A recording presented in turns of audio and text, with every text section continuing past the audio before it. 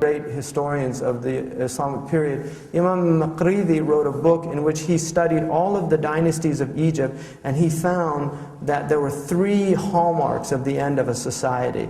And one of them was widespread corruption, rashwa, what he called the rashwa or rishwa. And then the second was the debasement of currency, when you begin to debase currency. Now, debasement of currency and corruption go together.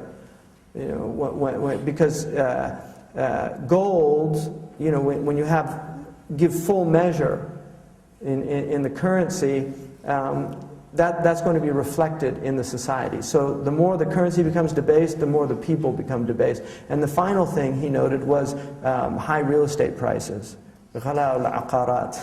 So those 3 things, he said, if you see those 3 things in a society, just, you know, 4 takbirat, you know, it's time to do a janazah for that culture. You know, now we're seeing in America, I would say 2 of them. The rashwa is still, it happens in very high places and in very low, but it's not a common occurrence for the average person. But certainly the other 2, the debasement of fractional reserve banking is based on the idea of debasement of currency because it doesn't have any real value. But the point is that language it's very important to inculcate language skills. Grammar, we are a grammar-based community. Grammar is probably the single most important science that the Muslims have and have contributed to human civilization. Nobody before or after the Muslims has done for language what the Muslims did for language. Chinese, I mean, we didn't have Samuel Johnson. I mean, we had dictionaries in the English language are very late coming. The Muslims within 100 years were writing very serious dictionaries. You know, lexicons are extraordinary in the Muslim tradition. The preservation of language. Phonetics, which is a 19th century science in the West. Tajweed is basically phonetics. Points of articulation, the qualities of letters, all these things. We had the concept of sibilance, and this is all our tradition. So language preservation is at the root of the Islamic tradition. And language preservation comes with 3, what in the West was traditionally called the trivium. Now we're getting into ta'lim.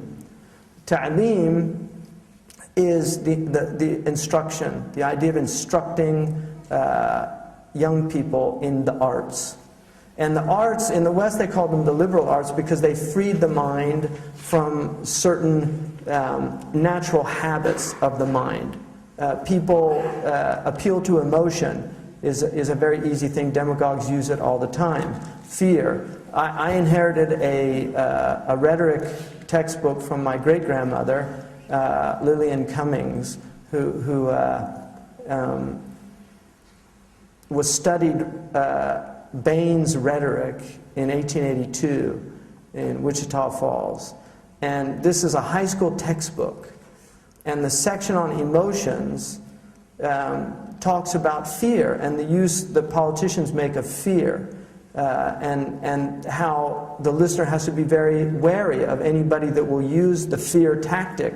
And they use the politician as an example because civil liberties are often taken away from people because of the expediency of some fearful thing out there. So teaching young people these things, this is what Dorothy Sayers says in her extraordinary essay on the 7 liberal arts, is that in an age of propaganda, you have to have tools against the propaganda.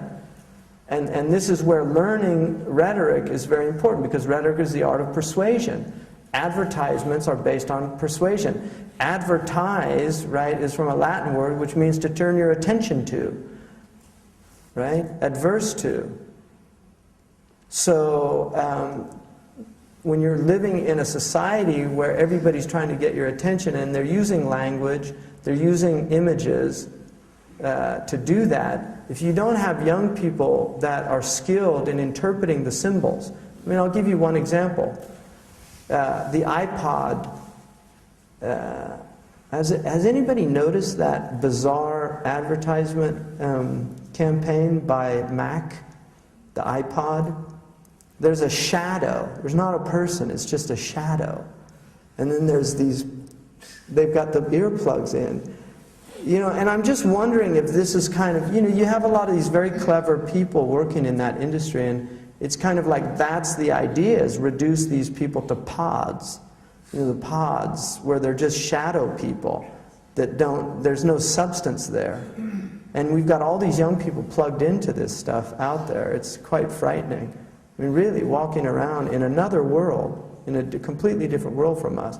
Constant stimulation, you know, I mean, music is one of those powerful forces, which is why it was a major concern of Plato in the Republic, because of ethos theory and the impact that music has on the emotions and on the self. So that, you know, the idea of you know, teaching these arts, grammar, rhetoric, and then logic. Logic was an essential science in the Muslim classical tradition.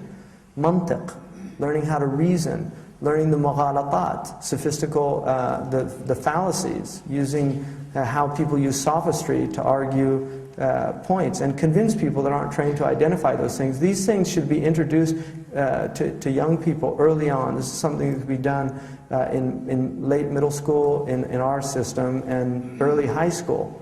It's really important to train young people in these language arts.